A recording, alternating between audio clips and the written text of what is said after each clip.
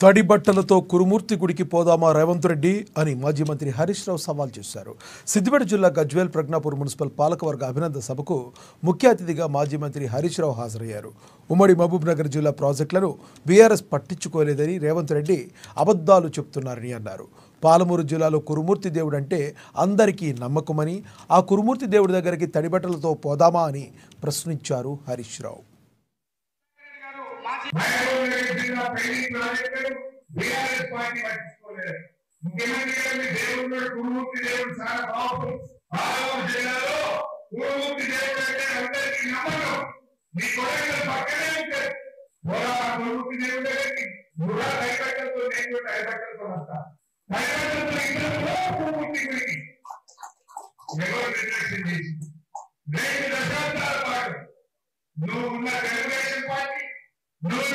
Congress party మోసం చేసింది.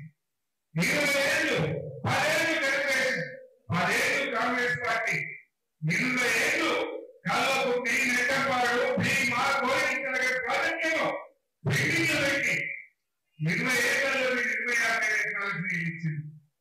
కానీ కేసీఆర్ గారు ముఖ్యమంత్రి అయ్యాక వారి ఆదేశంతో నీళ్ల మంత్రిగా మహబూబ్ నగర్ జిల్లాలో రాత్రి పూట ప్రాజెక్టు దగ్గరే పడుకొని రాత్రిలో పనిచేయించి 4,000 కోట్లు ఖర్చు పెట్టి 6,50,000 ఎకరాలకు పాలమూరు జిల్లాలో నీళ్లు బాధించింది బీఆర్ఎస్ పార్టీ. ఇది తప్ప పోరాట కురుమూర్తి గుళ్ళకు ఆ దేవుడి ముందు కైవడంతో ప్రమాణం చేద్దాం. 6,500,000 ఎకరాల